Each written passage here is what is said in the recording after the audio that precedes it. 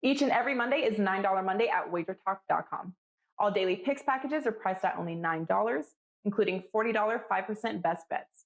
As an added bonus, all new users will receive $25 in WagerBucks credited to their accounts, available for immediate use after their initial $9 Monday purchase. So make sure to take advantage of $9 Mondays at WagerTalk.com.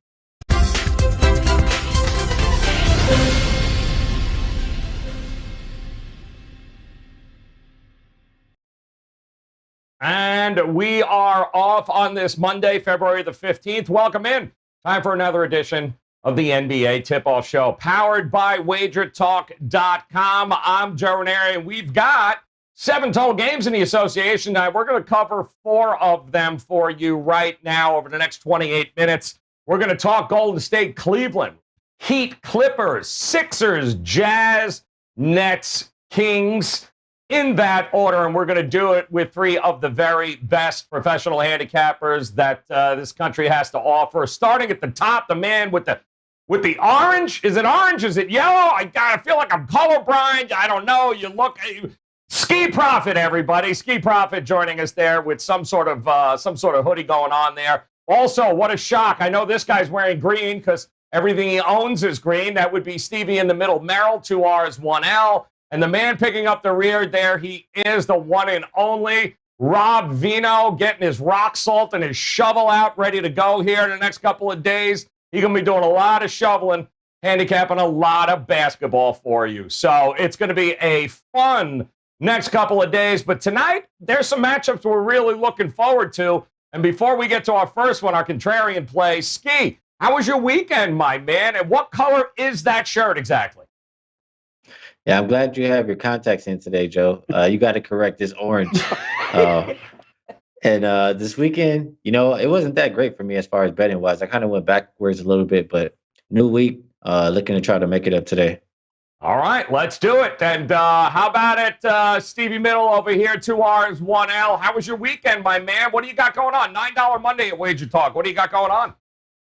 Yeah, 2 strong NBA best bets tonight. Get them both for $9 right now. We had $9 customer appreciation week. If you missed the past 7 days, you've got one more chance tonight on Monday to do the $9 special. And I do have 2 strong NBA best bets going for $9 Monday at WagerTalk.com.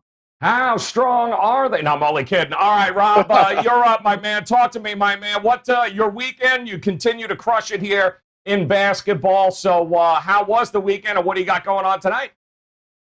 Yeah, the first 6 days of the week in the NBA, Joe, were 12-3. Yesterday, rough day, 2-4. So we ended that week at 15-7. Still solid week with NBA action. Back at it again here tonight. How that plays up, I would guess about an hour, 60 to 90 minutes. Again, we wait on a lot of this stuff. You see yesterday what happened, right? So many announcements right at tip-off, of course. For the business, we can't wait till tip-off to release plays. But certainly the NBA is getting crazy with, we'll get into it, but guys put on the inactive list because they're being traded, all kinds of stuff going on in the NBA personnel-wise right now. Oh, you got to be kidding me. You think, you mean like Cleveland? Well, let's get to it. Let's get to these games in here because the absolute craziness trying to handicap this, the association, it's getting nuttier by the minute. So let's start off, guys, with our contrarian game of the day, and it'll feature the Cleveland Cavaliers getting a whole lot of not love. Nobody loves the Cavaliers. Now up to 9.5. This opened up somewhere around that 8 mark for Golden State, and now it continues to go up. I'm seeing 9.5s at this particular point. And it's a tough game when you look at it. I understand where the move is going here, Ski. I understand, obviously, it's Cleveland. Andre Drummond is out. Will he be with the team in a week or so? Who the hell knows? But is it to the point where maybe it's gone too far like we've seen? Maybe it's time to think about going contrarian in this play. What do you think? The Cleveland, they've been terrible on the road. They've been terrible versus teams above 500. Golden State, they've been solid. They've been okay at home, and they've been pretty good versus teams below 500. And I think the line is a little bit too high. I mean, or actually, it's I trust Golden State, but I just don't want them in a role of having to win by double digits. That's all I'm gonna say. And I really don't want to get in with Cleveland. Cleveland is on my hell no list. So you're making it tough for me with the contrarian play. I probably want to be Switzerland today. You going Switzerland? All right, well, let me put this out there. Maybe before, with all honesty, our friend Ralph Michaels at Wager Talk, along with John Ryan over at Sportsmemo, they gave us an angle here for us contrarian bettors, and it is that teams on a 3-game losing streak, like the Cleveland Cavaliers, playing the second of a back-to-back away with 0 rest. You ready? Since 2018, guys. 31-14 against the number here. So, Stevie Merrill, that's a 70% angle here. You willing to go contrarian tonight? No. Good stuff. I love it. I love a good. I love a good SDQLN as much as anybody. But that one's not enough to tickle my fancy. I had Cleveland last night as my best bet in the NBA for my clients. And one thing in handicapping, when a team is in what I think is a good spot and they still fail miserably, I very rarely come back with them the next night. I'm not using this game tonight, but I have no interest in Cleveland. And I think you can make a case for Golden State. Ski said worried about laying the points or the big number. But look, Golden State's only been favored 4 times the last 11 games. They've gone 4-0 straight up, 3-1 against the spread in those. They had a 6-point win. But then you look at the other ones, they had a 27-point win, 12-point win, and 22-point win as a favorite 3 of the last 4 times. So I don't trust Cleveland, and I think Golden State will have no problem beating up on a weak team because they haven't faced too many of them recently. So no SDQL in for me. And by the way, the Cavaliers were plus 12 last night, and they went down to plus 9, 8.5 at tip-off. I was feeling pretty good about that plus 11.5, plus 12, and they still gave up 70 points in the first half without Kawhi Leonard out there. So no Cavalier love for me right now. No soup for you. Ski, do you taste that? That's salty. That is some salty ass right there from Steve Merrill in the middle. Rob Vino, talk to me, my man. He's being a little salty here, but what do you think? Contrarian tonight, or is it Golden State or not for you? It's hard, Joe, because numbers won't bear it out. They'll give you no reason to play Cleveland, with the exception of, and Ski said maybe the number's a bit too high. Now, my power ratings show Golden State -8. It's, surpassed the 8, and it's gotten to the 9.5 mark. But I'll expand on a couple of things these guys have said already, where Steve talked about Golden State victories. The last 6 times they've won games outright, 5 of those have been by 12 or more. So they do win by margin when they do win. Cleveland 0-10 against the spread, last 10 games. And some of these losses, guys, 17, 19, 38, 25, 18, 22, 7 of the last 8 games have all been by way more than what their Golden State's asked to lay tonight. Cleveland's given up 51.5% from the field in 6 of their last 7. And they're kind of transitioning now. Right now, we see a new lineup last night. Jared Allen named your new starter. It looks like they're going to go small, like so many teams in the NBA are going right now.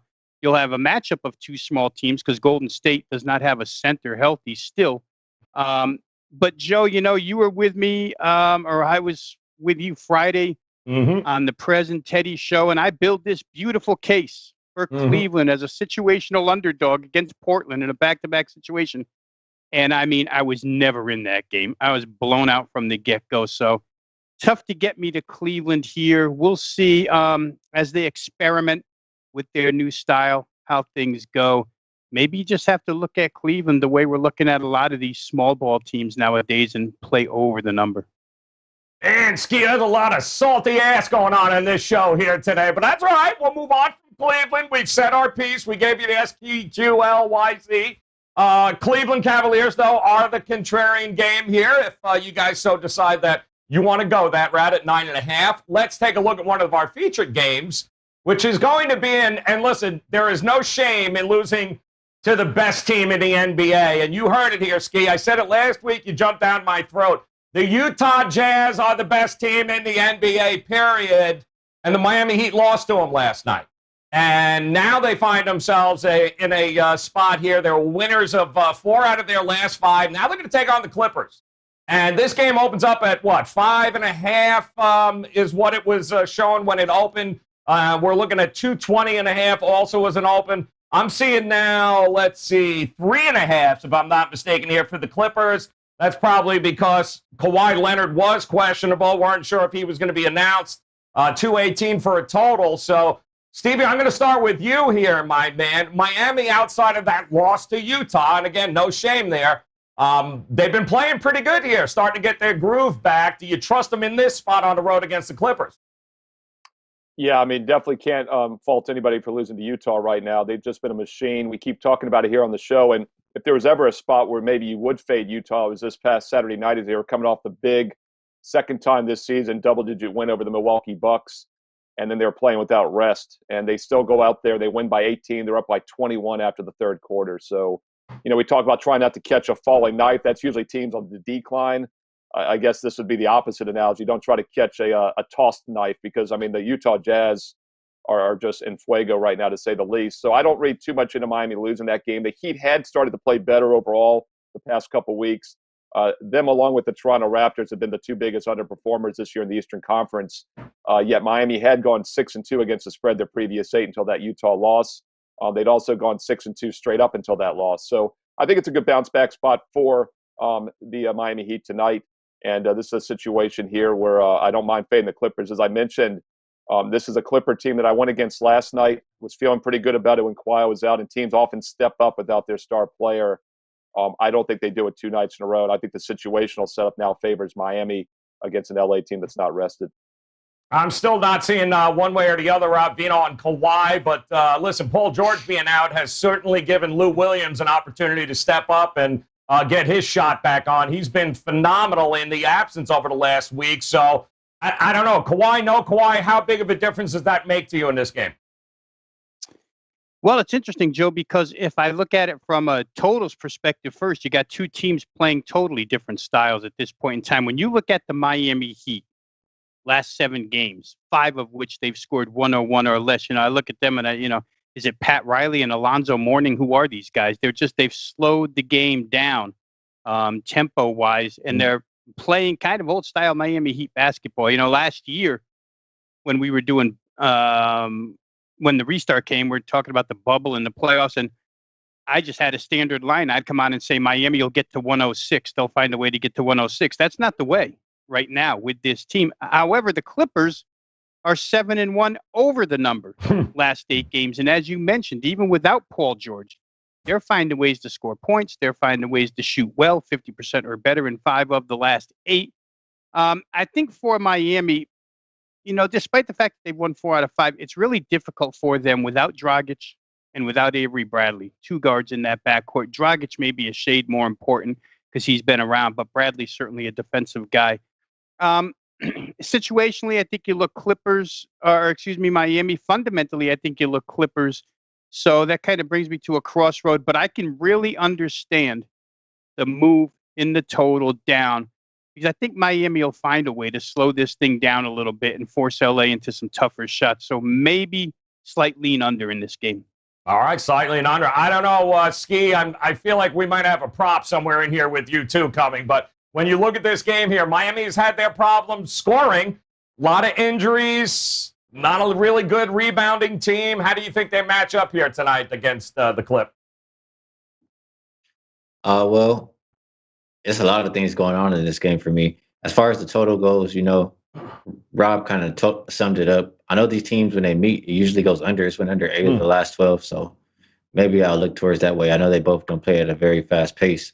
And as far as the side, it's a lot. That's where it's a lot of things going on for me. And I don't trust the Clippers without Paul George. I say it every time. They haven't been good. They won, I guess maybe another one, but I don't trust them long term without Paul George. And they have won 13 of their last 17 games. But I said I wanted to see consistency from Miami, and I'm starting to see it. So without Paul George in the lineup and with Kawhi questionable, and you're giving Miami 3 points, I think Miami's more than capable of hanging with the Clippers. So I would be leaning towards taking the points with Miami. All right, taking the points of Miami, a possible under in that situation. Should be a good game, as should the next contest here. That's the best team in the NBA, the Utah Jazz, taking on the Sixers here tonight, guys. And what can you say? The best team, it is what it is. The record speaks for itself. The number in this game starting to creep up, though. I'm seeing 7 and 7.5 now as the money is pouring in on the Utah Jazz. Total opened up at that 227.5 mark and 226, 225.5. Rob, I'm coming to you first here. Tough to get in front of this Utah train, right? Is it even worth trying to get in front of this Utah train right now? You know, you look at that number, Joe, and you say 7.5 with Philadelphia, and I think a knee-jerk reaction would be play 76ers. But I think you're right. I'm in no rush to get in front of Utah at this point. 17-2 against the spread in their last 19 games. That's amazing.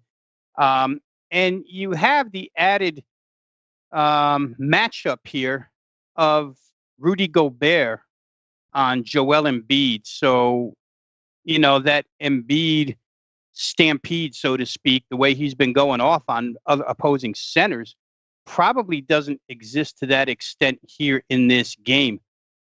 To that point, I think if you've watched the 76ers the last 2-3 games, Ben Simmons has really, really taken it upon himself on this West Coast trip to play defense on the best scorer on the other side. And they've faced some good scorers. And they faced De'Aaron Fox. They faced Damian Lillard. The end of that game, Ben Simmons blanketed Damian Lillard for about the last 4 possessions when he was called upon. Devin Booker. You know, for that reason, I think maybe you could look under in this game a little bit. Again, I understand the line move down. Utah's been tremendous, playing quick, efficient shooting from the field, and I'm never in a hurry nowadays to play under in a Utah game, but I think this could take on some type of, or for at least a stretch in this game, defensive mentality on both sides. Like I say, if you can slow Embiid down a little bit with Gobert, if you can slow Mitchell down just a little bit with Simmons, then you may have an under in this particular contest. I think that what Doc Rivers said in a quote yesterday was, you know, pretty prophetic. He said his bench has stunk the last 5 games, and it's without Shake Milton for the last 2 or 3.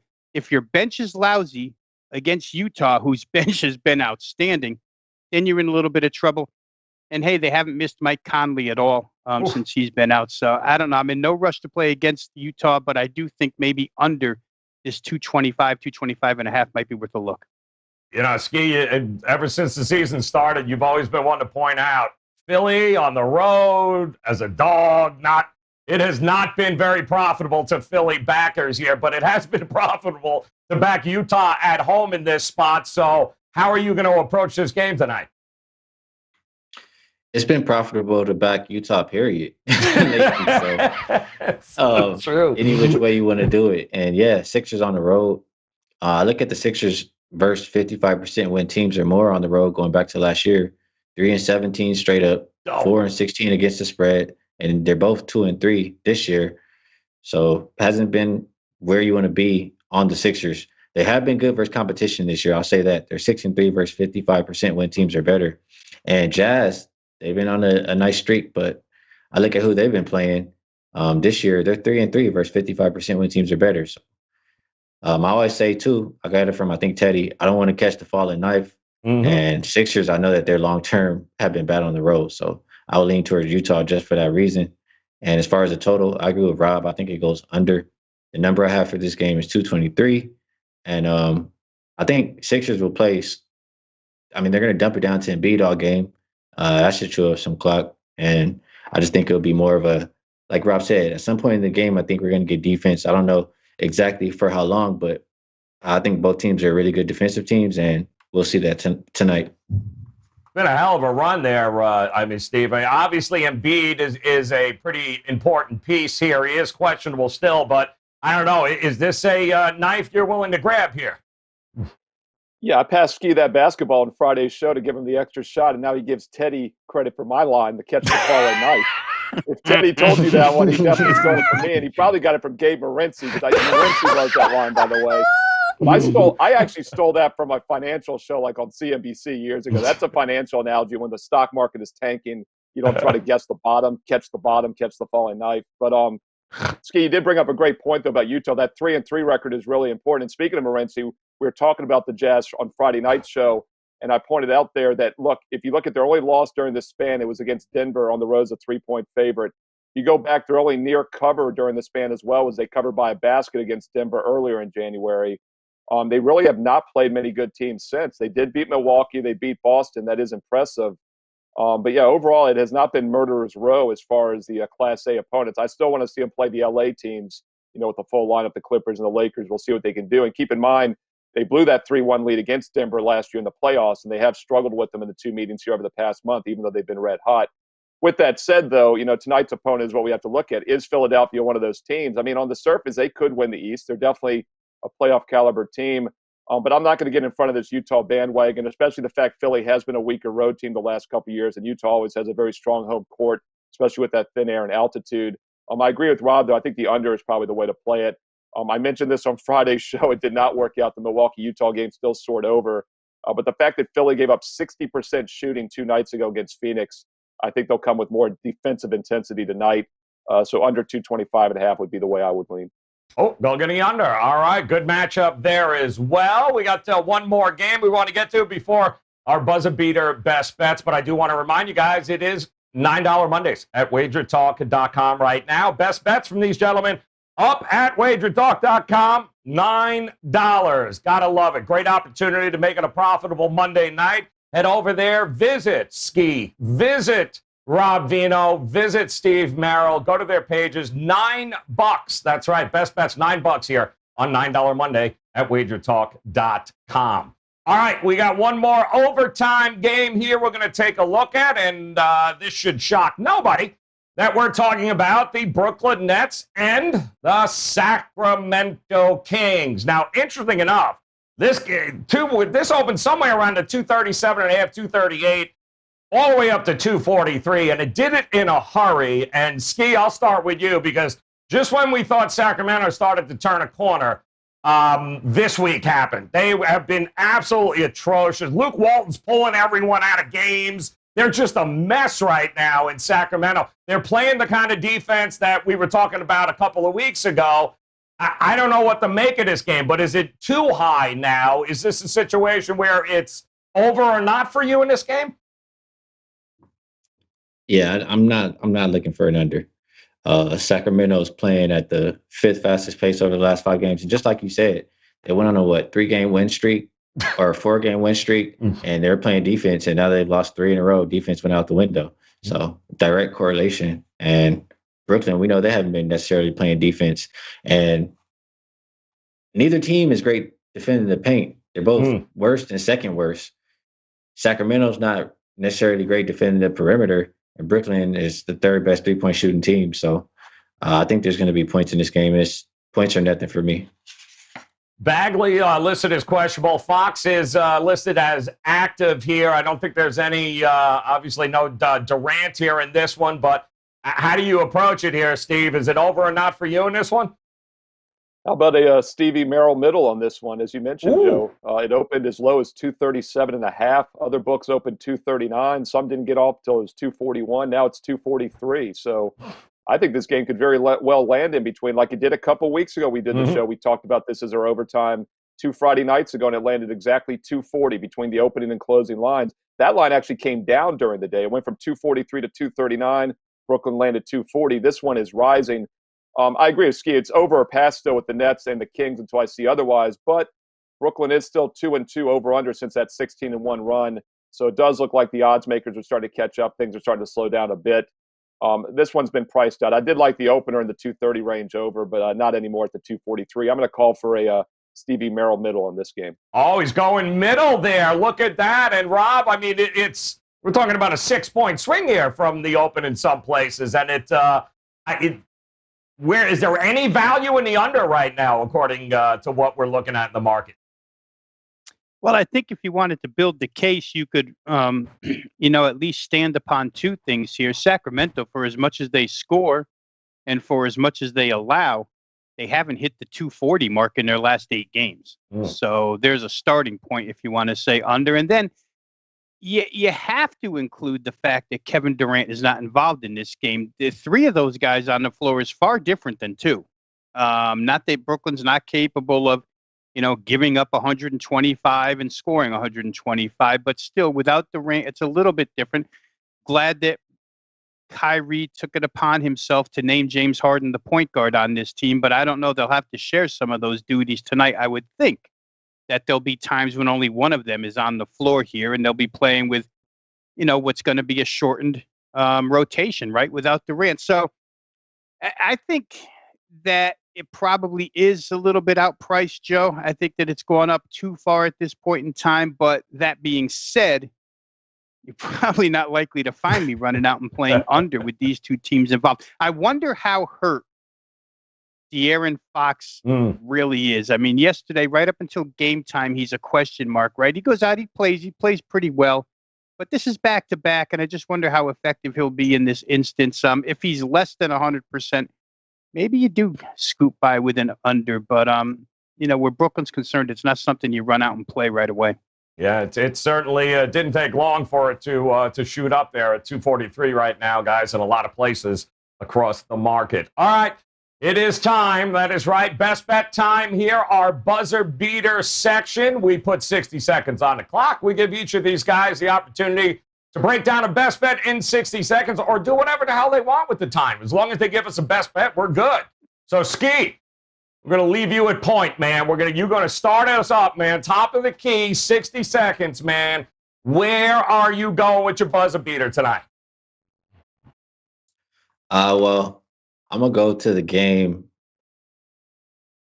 I'll go to Houston and Washington game. Ooh. And I'm also going to point out on you, Joe, that I was against that Washington on Friday. So I just got to rub it in a little bit while I got my time.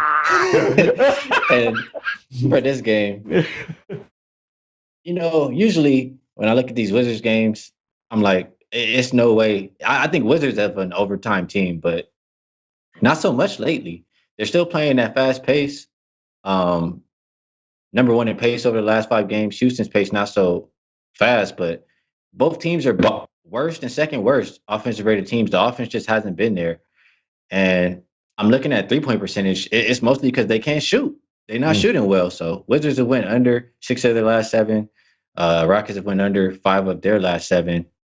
I'm going to go under the total. I would like it more if Westbrook wasn't playing, but I'll still go under 230.5. Whoa, nothing but net. But, I don't know. We're going to have to look at the tape there because that cheap shot at me during your 60 seconds, we're going to have to review the tape. We'll let you know on that. Stevie Merrill in the middle, my man. 60 seconds on the clock. Watch this, guys. Here it is. We got a Globetrotters. Here we go. Stevie Merrill, go. What's your best bet? Well, first of all, I'm glad I'm going second and not last as I normally am because I have a gift for Rob Vino at the end of this segment, as I often do. And I want to point out, first of all, that Steve Profit, he gave out the Wizards on Friday. He's come back he pulled a little Carmine there for you, Joe Ranieri. That's a joke for me and Joe. But I mentioned how last night I went against the Clippers and with Cleveland. I was feeling pretty good when I got the starting lineup. It was going to be Beverly, Jackson, Williams, Batum, and Ibaka. And the Cavaliers still allowed that lineup to score 70 points in the first half. I have no interest in the Cavs tonight for that reason, as we talked earlier. But I do think the over 227 in that game has some value. Cleveland was playing good defense a few weeks ago. That's not the case anymore. They've given up 52% shooting or worse in 5 of their last 6 games. We know Golden State can score some points. We also know they don't play much defense. I like over 227 between the Cavs and Warriors tonight on Monday. And since Ski didn't give me back my orange basketball from Friday, Tony Finn had to send me another ball, and he sent me a Russian Middle Ladies League ball for Rob Vino. A rainbow special for you, Rob. Oh, my God, you don't get to bring on a rainbow basketball. That's awful. Ski, please, with this thing. Look at that. Awful. All right, Rob, help us out. Please give us a one-color basketball here, man. 60 seconds on the clock. Here you go, Come Rob. on, Vino, save us. We need 3. Well, next time, Joe, put me on in front of Merrill so I can get my best bet in before he takes it. So I'll switch course. I do like everything Steve said. I'm on Cleveland, Golden State over. But I'll go back to the Philadelphia-Utah game, guys, and say 225.5 is too high of a total here in this game. I really think that Philadelphia 1-2 on this West Coast swing will bring their defensive effort here. I like when Doc Rivers calls his team out because this particular team seems to respond to him. I think the bench will play a little bit better on the defensive side. And again, if Joel Embiid can't go for 30+, which I don't think he will against Rudy Gobert, Philadelphia kind of struggles for other scorers in this lineup. Sometimes it is Tobias Harris, but all that stuff works off of Embiid. So for me, Utah, I think, has enough defense to keep Philly in a safe space. The same on the other side. I think under 225.5. Let's say maybe like a 113, 109 game here. I'll take under in the Philly-Utah game. That is nothing but net, Vino. See, that's why we're leaving you out there, man. We know we can count on you. It's like the Steph Curry here at the NBA Tip-Off Show. I love it. By the way, Skip, hold up that ball again there, would you, Merrill? Could you imagine showing up? Pass it back to me. Look at that. Could you imagine showing up at the gym with that? Be like, all right, guys, who wants to play a little? Let's a little weathered, as you can tell. Again. It's been in Russia fairly long, and then who knows what Tony Finn did with it once he got it back. No, we're good, guy. We're good. We got our own ball. I want to wipe it first, Rob. Best bet recap. That is a terrible ball. One more time. We got Rockets Wizards under 231.5 and that for Ski. Stevie Merrill, Cavs Warriors over 227, despite the saltiness that you could hear as he was talking. He is, in fact, going to bet on a Cavaliers game over 227. Rob Vino, though, Sixers, Jazz. He likes this one to go under tonight, 225.5. Can't believe you guys didn't go with a Derrick Rose prop or a Knicks bet, but whatever. Tomorrow's another day. Don't forget, Contrarian game is, in fact, that Cleveland Cavalier game. Get 9.5 points. We'll see how that works. Make sure you guys hit that bell in the upper right-hand corner. Come back and join us. Make sure you take advantage of the $9 Monday at Wager Talk right now. Rob Vino locked and loaded. Go to Ski's page. Go to Steve Merrill's page. They are ready to go here tonight. $9 best bets at WagerTalk.com. So on behalf of Ski Profit, Rob Vino, and Stevie in the middle, Merrill with that really strange-ass looking ball. Guys, best of luck with your plays. Come back and join us again tomorrow. We'll do it all over again. We'll talk to you then.